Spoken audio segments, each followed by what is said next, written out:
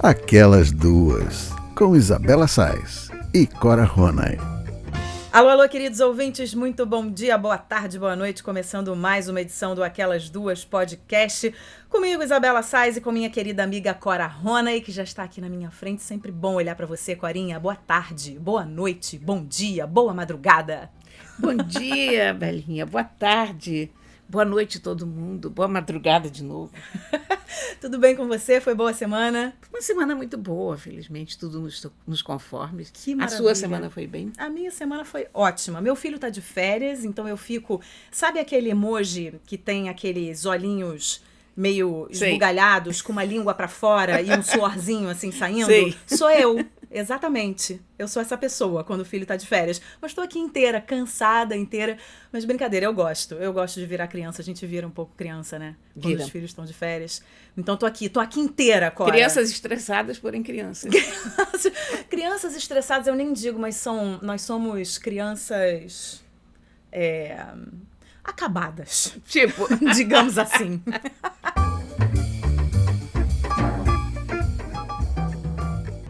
E a gente começa o programa de hoje falando sobre o tema do seu artigo dessa terça-feira, dia 23 de julho, no jornal O Globo, intitulado A Vida Além das Curtidas. Nele você fala da mudança ocorrida no Instagram, que está gerando muita polêmica por aí. É que desde o dia 17, a rede social começou a testar no Brasil a ocultação do número de curtidas, como já acontece no Canadá desde maio. O experimento não significa que não podemos mais curtir as fotos, apenas que os usuários da conta são os únicos que podem conferir a quantidade de likes. Os seguidores não têm mais acesso a esses dados. Em comunicado oficial, o Instagram afirmou que o teste é uma tentativa de diminuir o clima de competição entre os seguidores e colaborar para que as pessoas foquem mais em contar as suas histórias e não apenas esperar pelas curtidas.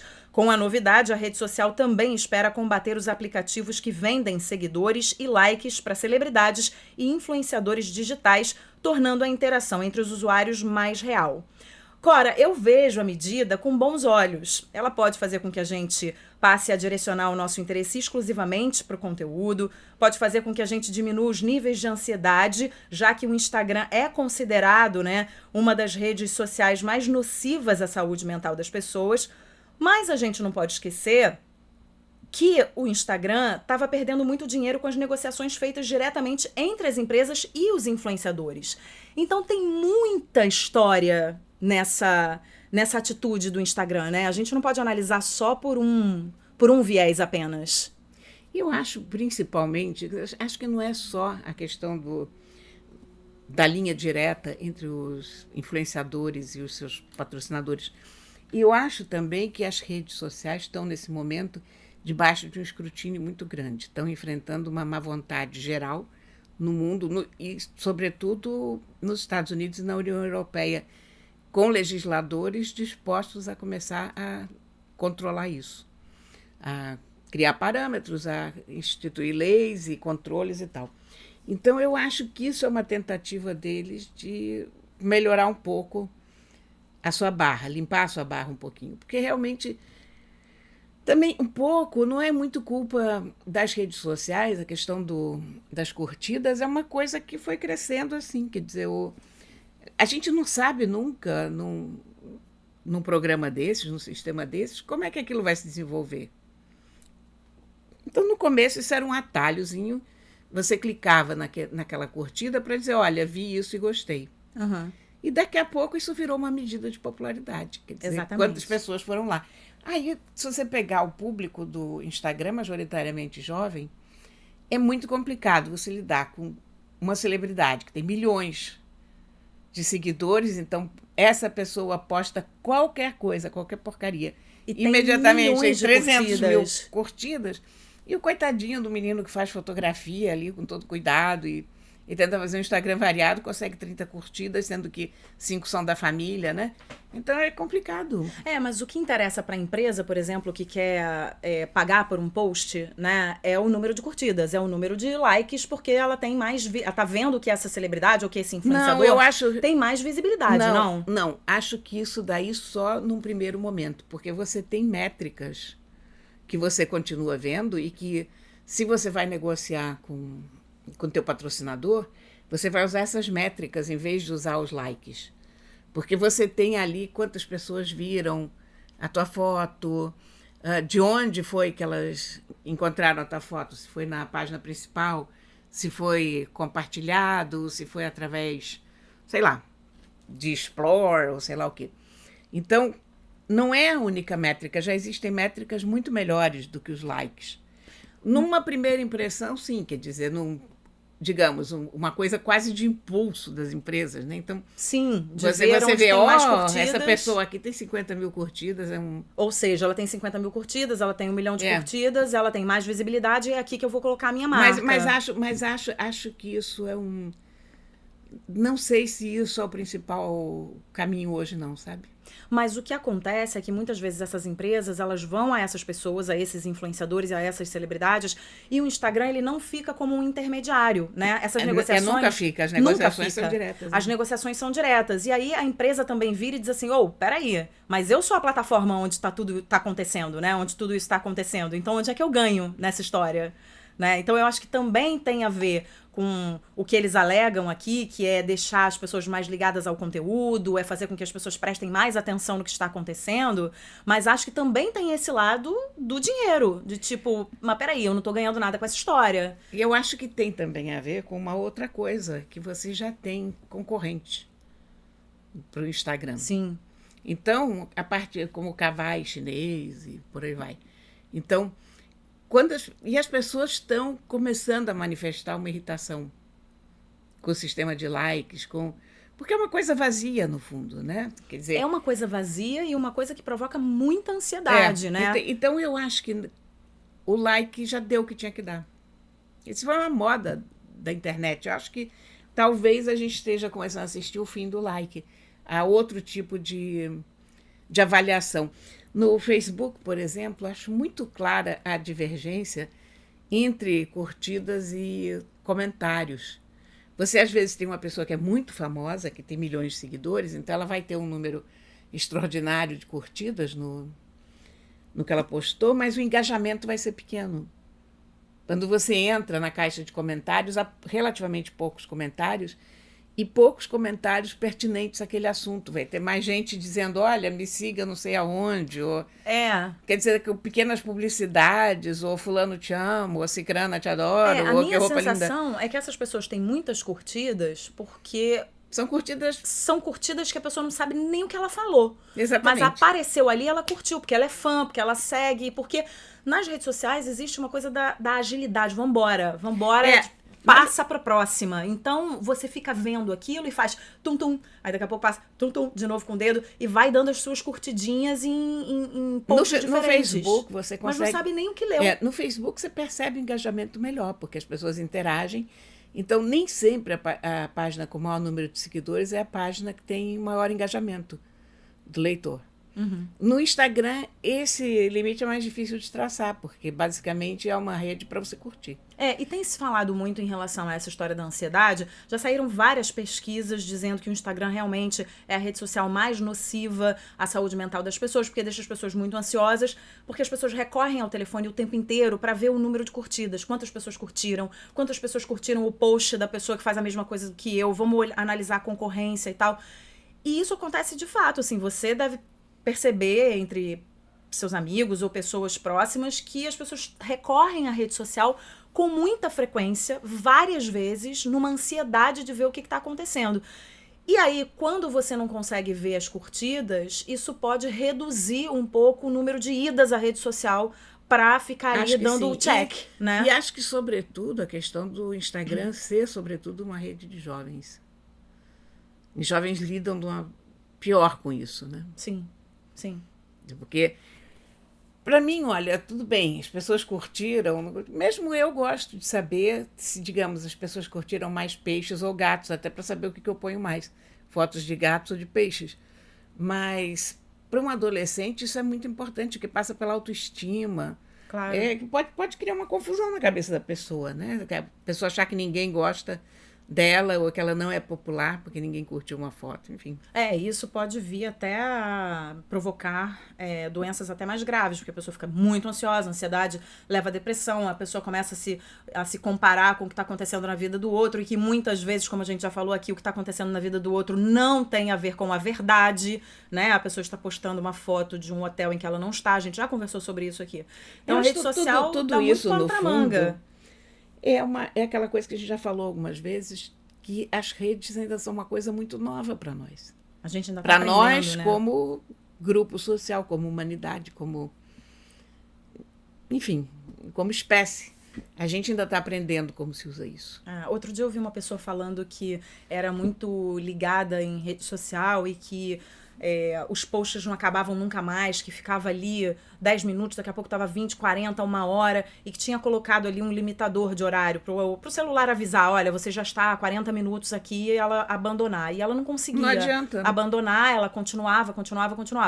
Mas tem talvez uma dica legal que seja você não seguir tantas pessoas, porque se você não segue tantas pessoas, o número de posts novos... Você resolve rapidamente. Você resolve rapidamente. O número de posts novos não é tão grande assim. Agora, se você segue 1.000, 1.200, 5.000 pessoas, você nunca mais vai sair da rede, porque cada post é de uma pessoa diferente, é de uma empresa diferente, você vai ficando ali. Quando você viu, você tá horas vendo fazendo fotos nada. de gatos. Fazendo nada, né? Isso é muito louco. Isso tem a ver com gerenciamento de tempo também. Tem. Como é que você gerencia esse tempo? Depois que você descobre que você ficou 5 horas na rede social. Você fala, não, peraí, eu tinha que fazer outras coisas na vida e não consegui, né?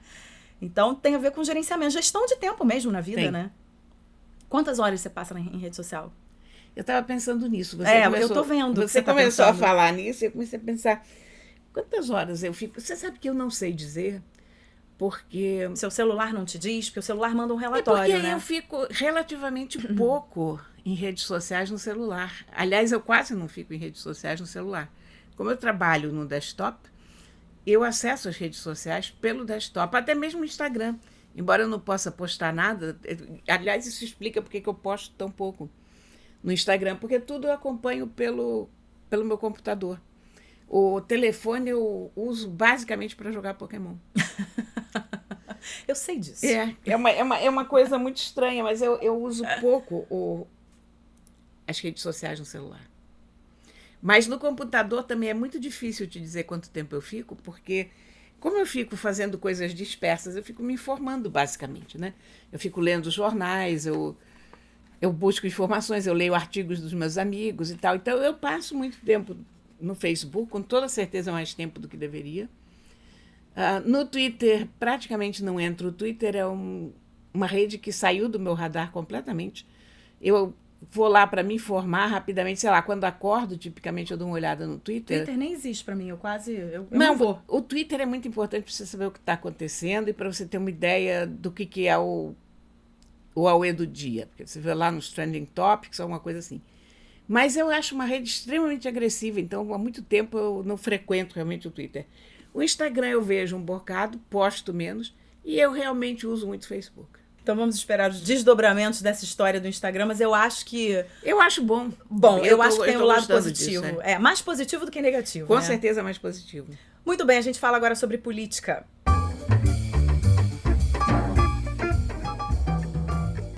A coluna do último domingo, dia 21 de julho, do jornalista Bernardo Melo Franco, no jornal O Globo, intitulada A Mentira como Método, trouxe uma análise sobre a relação de governos com as mentiras. Ele começa afirmando que todos os políticos mentem, mas alguns mentem mais do que outros. Bernardo fala então do presidente Donald Trump, que fez das mentiras um método de governo. Segundo o jornal americano The Washington Post, Trump já divulgou mais de 10.000 informações falsas ou distorcidas. Como todos sabem, e Bolsonaro adora repetir, ele é um grande admirador do presidente americano e, segundo Bernardo, adota essa mesma receita. Desde a campanha, divulga fatos alternativos e faz questão de seguir com os tweets incendiários. Na última sexta-feira, o presidente tomou o café da manhã com jornalistas estrangeiros e negou dados internacionais e do próprio governo. Algumas coisas aqui que ele falou, olha. Ao ser questionado a respeito da fome no país, Bolsonaro disse que falar que se passa fome no Brasil é uma grande mentira. Depois ele voltou atrás e disse que alguns passam fome. Segundo o relatório da FAO, Organização das Nações Unidas para a Agricultura e Alimentação, 5.200.000 brasileiros vivem em grave situação alimentar. O presidente também disse que o Brasil está nos últimos lugares, entre aspas, abre aspas, no tocante ao uso de agrotóxicos. Mas, segundo a mesma FAO, o país é o que mais consome pesticidas no mundo, sem contar que nos últimos 6 meses do ano já foram liberadas mais de 230 novas substâncias. Ao falar da Amazônia, Bolsonaro voltou a dizer que o Brasil poderia ensinar a qualquer país do mundo a proteger o meio ambiente. Depois, quando foi lembrado de que o desmatamento da floresta cresceu 60% em junho, com relação ao mesmo mês do ano passado, contestou os dados do Instituto Nacional de Pesquisas Espaciais, o INPE, e disse que o diretor de lá estaria a serviço de alguma ONG. Cora, não se trata só de mentira nesse caso, né? Tem também a responsabilidade de um chefe de Estado que não mede palavras, que muitas vezes parece estar mal informado sobre o que acontece no país. E eu vou além e digo que talvez haja má intenção nessa história toda. Eu acho que a palavra não é má intenção. Eu acho que a palavra é burrice.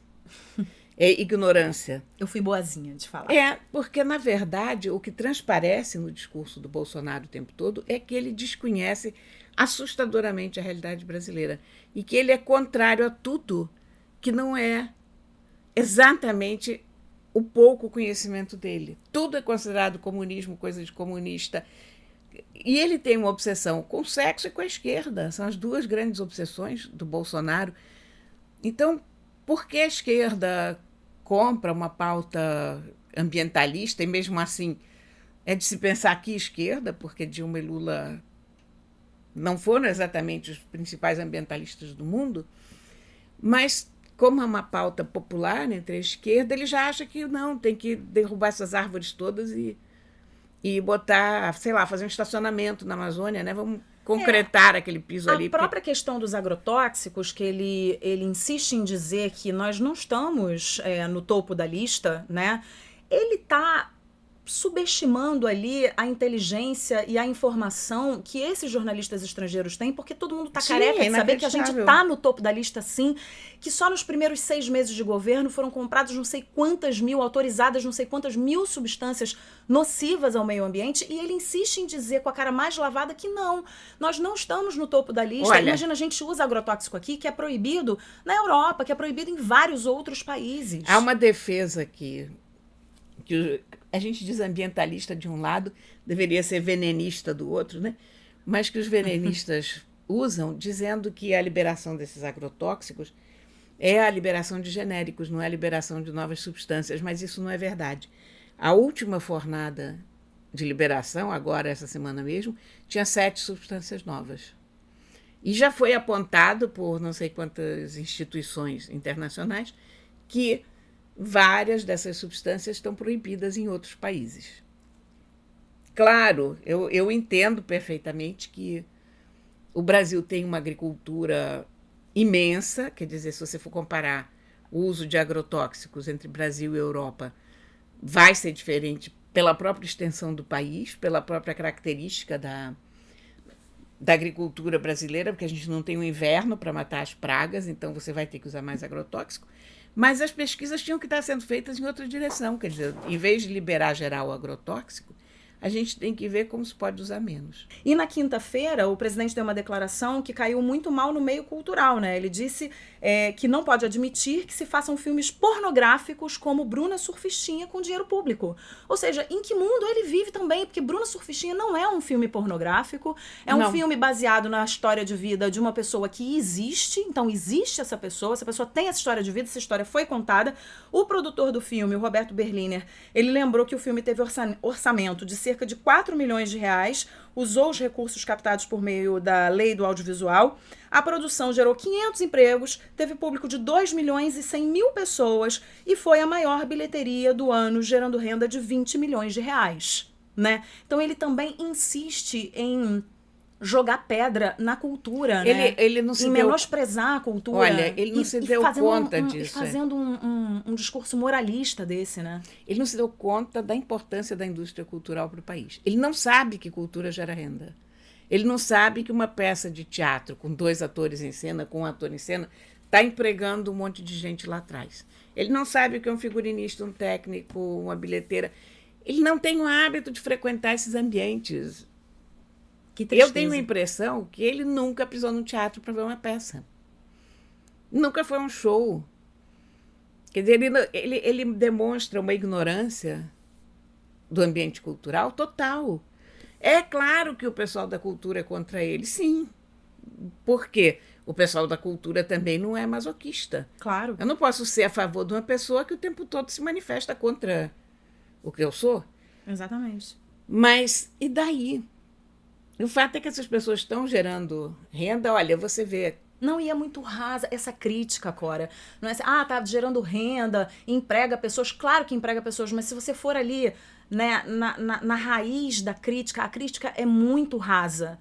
É dizer que não pode dar dinheiro público para obras pornográficas. Gente, então ele também nunca viu um filme pornô. Mas ele de não novo, sabe o que é, gente. Mas ele... Que isso? Ele é obcecado com sexo. Esse homem só pensa nisso. Ai, gente, eu só rindo pra não chorar. Eu tô te dizendo, a gente falou isso no outro dia, um cara com essa idade já era para estar pensando em outras coisas, tantas preocupações, ele só pensa em sexo. E eu acho que ele não viu Bruna Surfistinha, definitivamente. Não, só falou. E olha, só pra gente terminar, porque a gente vai terminar pra falar de coisas mais agradáveis, na última sexta-feira, teve outra polêmica. A gente, só para os nossos ouvintes saberem, a gente sempre tenta não ficar falando sobre o que acontece no governo. Mas é muito difícil. A gente tenta, mas não consegue. Porque... Não, mas você sabe, Cora, que várias pessoas já viraram pra mim e falaram, porque...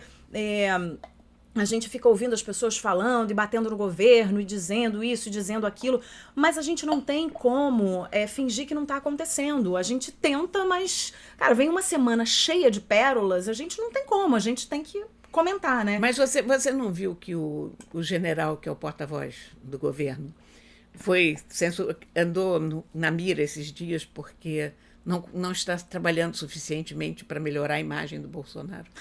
Como se a imagem dependesse do general porta-voz. Não dá para melhorar a imagem de uma pessoa que piora a sua imagem dia após dia. A cada dia, exatamente. Então, só para a gente fechar, o presidente causou indignação por conta de um áudio gravado durante conversa informal com o ministro da Casa Civil, Onyx Lorenzoni. Na gravação, ele fala daqueles governadores da Paraíba. O pior é o do Maranhão. Todo mundo sabe que esse termo é considerado pejorativo e é claro que pegou mal, né? O Bolsonaro negou que tenha se referido ao Nordeste dessa forma e disse que criticou o governador do Maranhão e não a população nordestina. Não me pareceu. Não, claro que não. Ele faz e corrige, faz e tenta corrigir, não. faz e tenta corrigir. Isso foi tentar arranjar uma saída e consertar uma situação que estava... Porque ali era claro, entre esses governadores de Paraíba, quer dizer, dos nordestinos. Uhum. Aí as pessoas dizem, mas todo mundo diz Paraíba. Depende com que intenção. E depende de quem está falando isso. Também. O presidente da República não pode. Não pode. Há coisas que você, ocupando uma determinada função, você não pode falar. Evidente, né? Evidente. Então, eu e você aqui, ou amigos numa conversa de bar, vão falar e tudo bem, vai passar despercebido. Não, e se o Luiz Gonzaga falar, é uma coisa. E se o Bolsonaro falar, é outra. Então, assim, um mínimo de bom senso e de entender quem ele é, quem ele representa, né, no cenário mundial. Ele é o representante do nosso país, pelo menos. Agora, você sabe o que me espanta? Eu realmente estou ficando cada vez mais impressionada com os eleitores dele. Porque uma coisa é ele falar, outra coisa é as pessoas defenderem essas barbaridades. Eu estou chocada, porque eu achava que o petismo era uma coisa dos adoradores do PT. Uhum. Mas o que a gente vê nas redes sociais é uma espécie de petismo bolsonarista. Sim, porque são os mesmos sintomas, os mesmos sinais. As pessoas ignoram o que está sendo falado. Exatamente. E vão defender. As pessoas não querem dar atenção ao que precisa prestar atenção. Você fez a mínima crítica ao Bolsonaro, vem com 4 pedras na mão. E o Lula? É uma loucura. Eu acho que é papel da gente, como cidadão, prestar atenção no que está fazendo o homem lá. Ele é um funcionário teu. Sim, é um funcionário público. Tá lá, representa o Brasil, não pode ficar dizendo besteira. Claro, ele tá representando a gente, né? Tá Não representando tem que o povo passar brasileiro. pano para um cara que está sendo incompetente na sua função. Claro, de jeito nenhum. Maluquice isso. Bom, esperamos não falar de política no próximo programa. Vamos ver se a gente consegue. Mudando de assunto, a gente fala agora de um vira-lata que ganhou as redes sociais essa semana.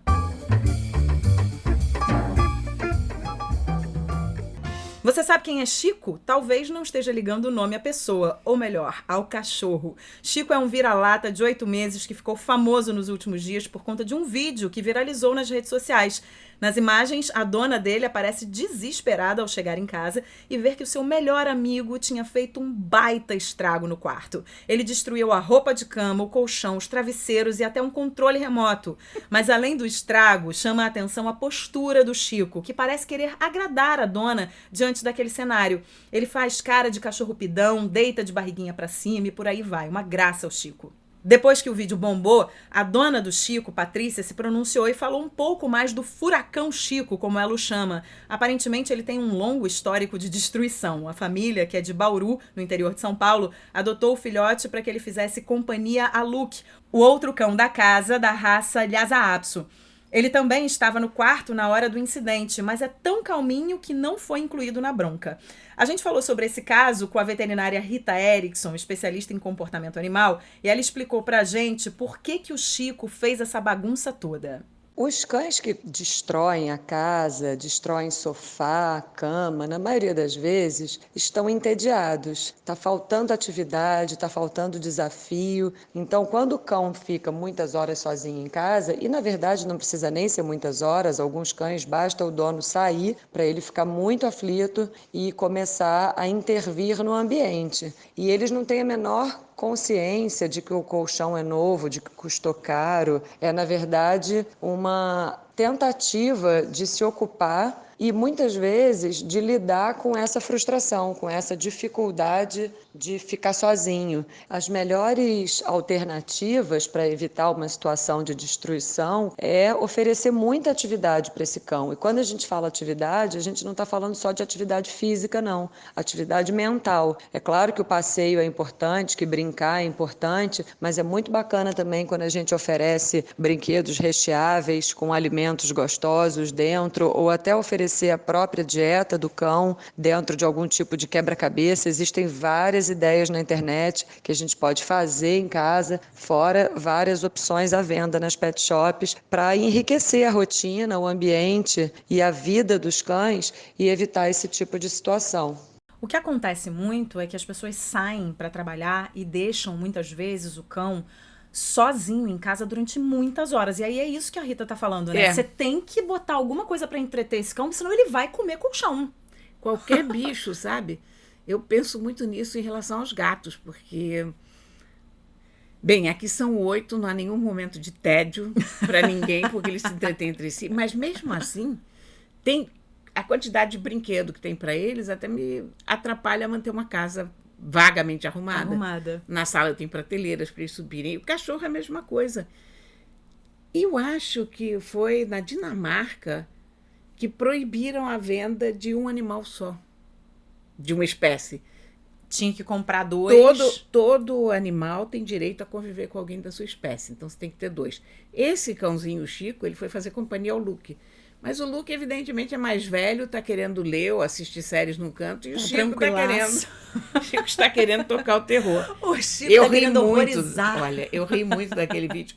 Mas hoje eu tive uma boa notícia. Eu estava lendo as notícias e vi que a dona do Chico ganhou um colchão novo e ganhou travesseiros novos de uma marca de colchões. Porque você vê o desespero dela, né? É que ela gravou no susto, coitada. Ela gravou no susto, ela ficava, meu Deus, o meu colchão, meu Deus, eu acho que eu vou embora daqui. Ela não sabia mais o que ela fazia, Ela não né? sabia se ela ia embora, se ela mandava o Chico embora. Eu acho que eu vou embora. Chico, o que você fez, Chico? E aí nessa, a gente também começa a conversar com o animal e tem essa característica. A gente, os humanos, têm essa característica de começar a conversar como se eles fossem pessoas, porque nós consideramos eles pessoas.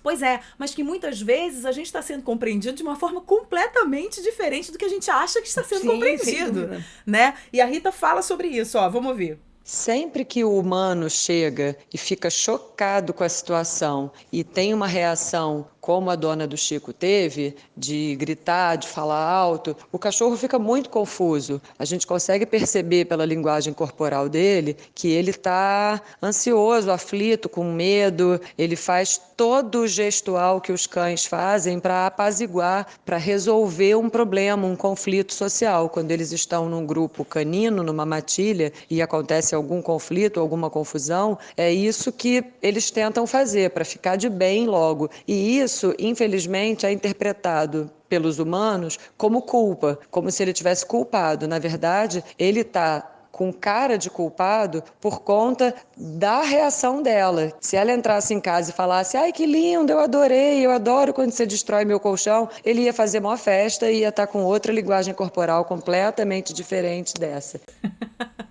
É isso, né? É isso mesmo. Você fala, por que você fez isso e tal, aí ele faz uma cara. Mas se fosse, que ótimo, esse colchão já tava velho mesmo, tava louca pra trocar, ele já tava com outra atitude ali. Coitado, Chico, né? Foi incompreendido. Mas isso é uma coisa que eu chamo muita atenção, principalmente pros donos de cachorro. O gato, você pode falar até melhor, mas ele não é um animal que ele sente...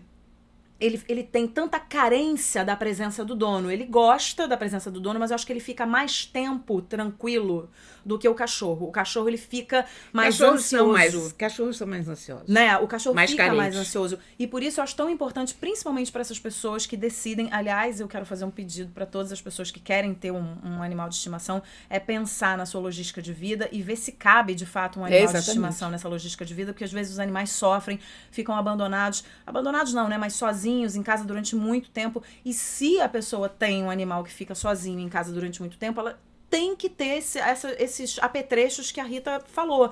São brinquedos que você coloca comidinha dentro, que ele fica ali entretido durante horas e horas tentando tirar comidinha e comendo ali através do brinquedo. Porque senão é isso. O tédio faz a gente... Né? O tédio faz a gente enlouquecer, né? Então a gente não pode fazer isso com o nosso animal de estimação. Mas vale a pena ver o vídeo, tá no YouTube. E a cara do Chico. O Chico é a coisa mais gostosa do mundo. O Chico é aquele vira-lata que todo mundo queria ter, né? Não, eu tenho certeza que se ela falasse, Chico, sai daqui agora, ia ter uma fila na porta da casa dela pra adotar o Chico. Todos oferecendo colchões e travesseiros. Todos oferecendo, exatamente. Olha, isso do colchão, travesseiro, me dá o Chico em troca.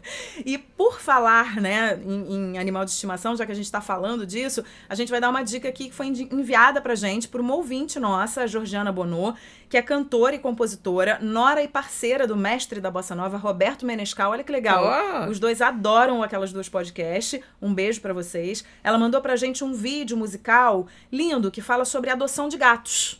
Que bonitinho. Muito bonitinho. E segundo ela mesma classificou, é uma versão não necessariamente politicamente correta de Atirei o Pau no Gato. A letra inédita é do Menescal e vale muito ouvir. No YouTube você acha o vídeo no canal Tia G Musical. A gente pode ouvir até um trechinho agora. Encontrei na rua um gato muito lindo, branco e preto. E ao me ver, veio correndo. Percebi que o gatinho me escolheu.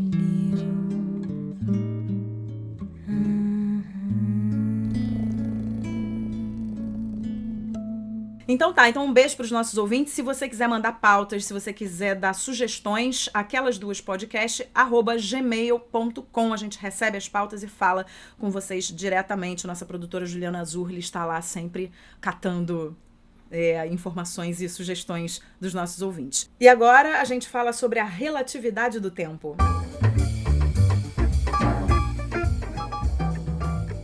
Moradores de uma ilha norueguesa têm uma reivindicação pra lá de diferente. Eles querem abolir o conceito tradicional de tempo. Apesar de ser difícil pensar em como isso funcionaria, o motivo é bem simples: aproveitar a luz do dia sem fim. É que por lá o sol não se põe durante 69 dias do ano. O período do sol da meia-noite, como é conhecido, dura de 18 de maio até 26 de julho. A ilha tem uma população de 350 pessoas e as principais indústrias locais são a pesca e o turismo. De acordo com a CNN, a ponte para essa ilha é coberta por relógios de pulso, um símbolo para os visitantes deixarem o tempo para trás. E quem passa por lá não experimenta o tempo como o resto do mundo. Por isso se discute cada vez mais os obstáculos práticos e legais de ignorar o relógio. Os ativistas defendem que a zona sem tempo facilitaria a vida dos residentes, especialmente dos estudantes, empregadores e trabalhadores, principalmente nos meses em que o sol não aparece, entre novembro e janeiro. A mudança permitiria que eles abolissem o que os relógios dizem sobre o dia e a noite, por isso não haveria mais a necessidade sobre um horário comercial tradicional. Isso não significaria que as lojas ficariam abertas 24 horas, 7 dias por semana. A ideia é flexibilizar o tempo e aproveitar melhor a luz do dia, já que não há nada de errado em alugar uma canoa e remar ao sol, mesmo que seja no meio da noite, segundo o relógio. E aí, Corinha, você ia gostar de viver nessa ilha? Você acha que você ia se adaptar? Eu nasci para viver nessa ilha. Ai, eu não. Exceto que faz um frio louco. Mas eu sempre tive essa ideia de que o tempo é uma invenção humana feita para escravizar os humanos dentro de uma coisa abstrata. Eu acho que o tempo não existe. Eu acho que existe o passado tempo. Eu acho que essa noção de tempo que a humanidade inventou, eu estou falando tudo isso como uma brincadeira, claro, antes que alguém venha me explicar que os maias já fizeram, os egípcios e não sei o quê. Mas, honestamente, eu acho que a gente se escravizou pelo relógio para que todo mundo possa assistir o jornal à mesma hora e para que a gente possa se encontrar na porta do cinema. Mas, tirando isso, eu não vejo utilidade no tempo como a gente o considera, sabe? Nossa, eu acho que nós seríamos tão mais felizes sem relógios e sem estarmos aprisionados. É que a gente já se acostumou a uma tal maneira e você já... Porque a questão tem um cunho prático, agora falando sério. Sem horário, sem um relógio fixo, como é que você se encontra? Que horas você almoça? No caso, por exemplo, dessa ilha aqui, que tem a questão dos estabelecimentos comerciais não vão ficar abertos 24 horas, vão abrir de vez em quando. Mas veja... que horas? Eu quero sair para comprar um limão. Lá ali no hortifruti da ilha, na Noruega. E que horas que o hortifruti abre? E que horas que ele fecha? Eu vou sair de casa e não vou encontrar ele aberto, vou ter que voltar para casa. Olha o transtorno na vida das pessoas. Mas eu não consigo viver sem relógio. Mas repara. Sai pra lá esse negócio de viver sem relógio. É uma ilha pequena e as pessoas em breve sabem logo o hábito das outras. Eu, por exemplo, toda pessoa... Tem 350 pessoas. Elas vão ter que se comunicar muito aqui. Mas você quer ver uma coisa? Toda pessoa que é notívaga como eu tem um problema horroroso com o tempo. Hoje você ainda tem supermercado 24 horas, você tem lojas de conveniência que ficam abertas. Antigamente não havia. Você acorda, as coisas estão prestes a fechar. A minha vida era um sofrimento. Eu tinha que botar despertador para pegar o banco aberto. Porque se você não chegasse no banco até as 4 horas da tarde, você não conseguia... as minhas contas ficavam todas cheias de multa e acumulavam e a minha luz era cortada. Um inferno. Mas como é que faz, por exemplo, eu tenho filho pequeno, que tem escola, que... Enfim, mas você vê a escola, porque a escola estabeleceu que ele tem que estar lá a não sei que horas. Mas aí eu levo o meu filho pra escola a hora que eu bem entender e a escola tá aberta aqui, ó. Eu não consigo conceber isso. Corinha, vamos gravar então toda terça-feira o podcast? Vamos. Quando o sol estiver ali, ó, bem pertinho, tá vendo ali o Cristo? Então, quando ele estiver ali, ó, bota aqui, 2 palmos do Cristo, você vem. Não, aí você tá usando aí eu tô usando tempo. Também. Exatamente, eu tô usando tempo. Mas assim, eu não consigo. Você vê, eu dei um exemplo e no meu exemplo eu tentei não usar o tempo e eu tô usando o tempo. Eu não consigo. Olha, eu não sou essa pessoa. Eu adoro brincar com isso e eu adoraria estar num grupo que discute qual era a alternativa que a gente poderia ter. Porque a vida inteira eu me senti escravizada pelo tempo. Mas escuta pelo só. relógio. E eu acho que é lógico, quer dizer, a gente sabe, a teoria eu conheço muito bem, e a gente sabe que toda a vida humana foi feita em torno da agricultura, de um ciclo natural, de acende aquela coisa lá em cima no céu, você vai para o campo, arar a terra, semear, plantar, colher, papapá. De noite você não consegue fazer nada disso, você não enxerga nada, você dá topada nas pedras, você se recolhe à tua caverna e pronto. Depois as pessoas começaram a se dar conta que esse período era mais ou menos o mesmo e começaram a dividir isso em frações, isso virou o tempo. Eu sei que o tempo é uma coisa imanente aos seres humanos, mas, cara, os meus peixes no aquário não têm tempo e vivem felizes. Mas Os gatos não peixes sabem que horas somos são. nós Eu não sei. somos os peixes, Cora. Por favor. Olha Eu estou aqui. vendo um camarãozinho lá nadando no meio dos peixes, tá vendo aquele camarãozinho vermelho? Tô vendo. Camarãozinho nem sabe o que é meio-dia. Então, mas olha só, você só tá elaborando esse pensamento sobre o camarãozinho porque existe o tempo na sua vida. Eu sei. O que vai ser? Não sei. Não, eu tô falando, o que vai ser, por exemplo, de uma viagem de férias em que você não vai ter mais a sensação de tipo, ai, que delícia, eu não tô olhando o relógio, não tenho nenhum compromisso, que maravilha, eu tô super relaxada. Não, vai ser igual. Você vai viajar e vai ter uma rotina igualzinha à rotina que você tem normalmente quando você trabalha.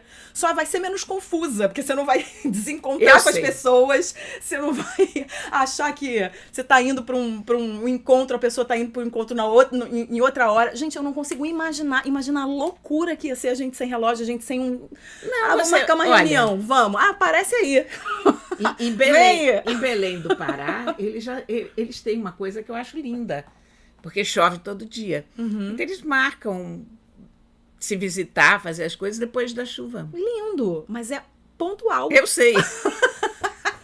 Não é uma desorganização completa. Não me peça lógica, nem me peça solução para o problema Agora, que eu não sei resolver. Eu acho que Mas eu adoraria aflita. morar nessa ilha. Não, juro. eu não gostaria de morar nessa ilha e acho que ficaria aflita de visitar essa ilha durante um tempo, porque imagina, tudo bem, você um dia, 2 dias, 3 dias, e a luz do sol, não anoitece. Não consigo. Nós precisamos do anoitecer, a gente precisa do amanhecer, a gente precisa do ciclo. Nós somos animais cíclicos, né? Sim, agora pensa no fato que essas pessoas estão, de fato, nessa... Agora, sem brincadeira, eles estão lá numa situação que eles passam, sei lá quantos meses do ano, com o sol da meia-noite. Você quer aproveitar mais aquilo. Então, por que você tem que se fechar no escritório naqueles poucos momentos de luz? Ah, sim. Sabe? Eu concordo. E ficar... Quer dizer... Vai trabalhar quando te der na telha. Você resolveu ir pescar, fica pescando. Porque depois eles passam não sei quanto tempo com Tudo noite. escuro. Sempre que a gente fala do sol da meia-noite, a gente esquece da lua do meio-dia, né? Eles passam vários meses no escuro. Sim. Então eu É muito acho deprimente, eu né? acho que a ideia deles é maximizar o tempo que eles têm de dia claro, né? Não sei. É uma brincadeira, no fundo, porque, logicamente, não tem como resolver isso, né? Eles podem até... Ainda bem. Eles podem fazer isso até como atração turística, porque a gente nunca estaria falando dessa ilha de nome impronunciável se não fosse por isso. Mas o dia que eles não tiverem relógio, eu vou ser a primeira pessoa a querer visitar para saber como é que funciona aqui. Tudo bem, eu também vou visitar. Fico lá 2 dias e vou embora. Dou segmento à minha viagem e não fico lá. A gente pode até junta, Corinha. Você fica um mês, eu fico 2 dias e vou embora. E vou ligando pra você dizendo que horas são. Oi, Corinha, olha, aqui em Paris, agora meio-dia. E aí? Você falou, não sei, tô aqui no sol da meia-noite. Tá bom, cada um no seu quadrado. Olha, chegou ao fim o nosso programa, mas temos as nossas dicas preciosas. Quero saber qual é a sua dica hoje. Olha, a minha dica é um livrinho da Rita Lee para crianças. Lindo demais. Se chama Amiga Ursa, uma história triste com um final feliz. Lindo. Essa é uma história baseada em fatos reais. Essa ursa chamada Marcha, essa ursa passou 20 anos trabalhando em circo, coitada. Depois ela foi para zoológicos no Nordeste. Então você imagina um animal que nasceu na Rússia, preparado para o frio, vivendo nos zoológicos do Nordeste, com aquele calor. Nossa. Então, esse animal sofreu muito na vida, coitado. E aí, algumas pessoas se reuniram para conseguir soltar essa ursa, liberar essa ursa, e hoje ela mora no Rancho dos Gnomos. E é a história dessa ursa que a Rita Lee conta, com ilustrações absolutamente lindas do Guilherme Francini. É uma edição da Globinho. Tá super linda a bonito. edição, É linda. um Vou livro comprar que pro vocês meu filho. podem... tem que comprar para as crianças, porque é uma beleza de livro, conta uma história real, é fofo, e tem até uma foto da Rita Lee com a própria ursa, ela oferecendo comida para essa ursa maravilhosa. As ilustrações são lindas, vale super a pena mesmo. E o tema é fofo. Muito bem, a minha dica de hoje é um aplicativo. Eu descobri tem pouco tempo um aplicativo chamado Desrotulando.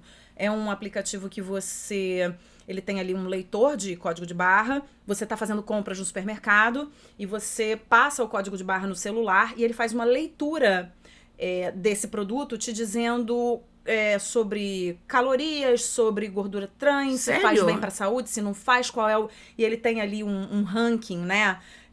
Sei lá, vamos dizer, de 0 a 100, e aí ele te dá um ranking do quão prejudicial ele é à saúde, se ele é um produto ok, se ele não é um produto ok, ele Que diz as bárbaro substâncias, isso. é super bacana, você faz isso no supermercado. Ah, encontrei um produto novo. Legal, você passa lá o código de barra e ele te dá essa, digamos, uma ficha do Nossa, produto. já vou experimentar. E se por acaso não constar o produto, você pode fazer a inscrição do produto no aplicativo. Então ele te dá uma mensagem assim, olha, esse produto ainda não passou por aqui, se você quiser registra, nós vamos fazer a avaliação e a partir desse momento ele vai estar aqui. Então você pode participar do aplicativo. Ah, muito legal. Né? Você constrói, é um aplicativo construído ali pelos usuários todos e pelas próprias pessoas que desenvolveram o aplicativo. Então vale super a pena, chama Desrotulando, muito útil, principalmente a gente que tem criança em casa, que quer saber se um produto é bom realmente, se não é. Também tem várias marcas de um mesmo produto, então ele analisa as marcas diferentes. Acho muito bacana, não só pra gente que tem filho, mas pra quem não tem, pra quem é interessado em alimentação e pra quem tá tentando viver de forma mais saudável com o passar do tempo. Essa a minha dica e a gente vai fechar com música. Quero saber qual é a sua música, Corinha. A minha música é Mediterrâneo, do Juan Manuel Serrat. Já tá na nossa Já está playlist. na nossa playlist, é uma música que eu adoro. Isso é um álbum, antigamente se chamava álbum, né? Um Álbum. disco com 10 músicas, 12. Eu falo essa língua aí. Você ainda fala essa Falo. língua? Então, é um álbum que o Juan Manuel Serrat gravou em 71. E essa música foi considerada a canção mais bonita da Espanha na segunda metade do século passado. Eu sempre acho essas classificações um pouco bobas, porque quem é que vai decidir qual é a canção mais bonita? Mas o fato é que eu adoro essa música. Eu acho a letra dessa música uma das coisas mais bonitas que eu conheço. E eu adoro o Juan Manuel Serrat, acho ele um grande cantautor. Cantautor. Como, como eles dizem na Espanha. A nossa playlist tá demais, hein? Então, a nossa playlist está ficando afinadinha, né? Nossa, tá ficando muito Você botou um afinada. monte de coisa essa semana, eu vi. Eu botei um monte de coisa e você sabe que esse final de semana eu fui fazer um monte de coisa em casa e botei ela pra tocar ali botei no aleatório e fiquei muito amarradona. Fiquei ouvindo ali, sei lá, acho que mais de 1 hora. Eu botei uns Frank Sinatras ali também. Botou. Você gosta, né, Corinha? Eu acho que uma playlist sem Frank Sinatra não é uma playlist Não é que se digna do preze. nome, não. Tá certo. Olha, a minha dica de hoje, minha sugestão de música de hoje vem de uma... Eu tento fugir das cantoras, mas eu não consigo. Eu gosto muito das vozes femininas do mundo, tanto as brasileiras quanto as internacionais. E aí, é uma música da Aretha Franklin, que eu sou muito, muito, muito fã. Né? A Aretha que começou a cantar aos 10 anos na igreja e que teve um incentivo da família ali para poder ganhar o mundo, e ganhou o mundo, foi considerada a maior cantora de todos os tempos pela Rolling Stone. Enfim, tem uma história de vida super bacana e tem uma música dela que eu gosto muito de ouvir e que eu acho que cabe muito bem no mundo de hoje, porque a gente está precisando de respeito, porque eu acho que as pessoas estão perdendo respeito umas pelas outras, né, no mundo, e ela tem uma música chamada Respect, Ótimo. que ela canta do fundo da alma, e eu adoro. Então eu vou fechar o programa de hoje com Respect, mas antes disso eu quero me despedir da minha querida Cora Ronay, porque é sempre muito bom conversar com você. Amo muito você, amo muito esses Belinha. gatos maravilhosos Eu que ficam aqui adoro atrapalhando você. a gente. A gente termina com aquela declaração de amor clássica É que a isso. gente faz sempre que se encontra, né? É isso. Que é uma coisa boa a amizade das pessoas, né? É muito bom. Vamos falar de coisa boa. E os gatos fazendo companhia. E os gatos Isso. aprovaram muito o podcast e aprovaram muito a Isabela, porque o Toró, então, não fala com ninguém, chega a Isabela aqui, ele se desmancha. Ele se desmancha. Faz declarações de amor contínuas. E cai em cima da pauta e derruba o microfone. Toró me enlouquece, mas eu te amo, Torozinho. Então é isso, Corinha. Até semana que vem. Beijo grande pra pra você. semana. Até mais. Aquelas duas.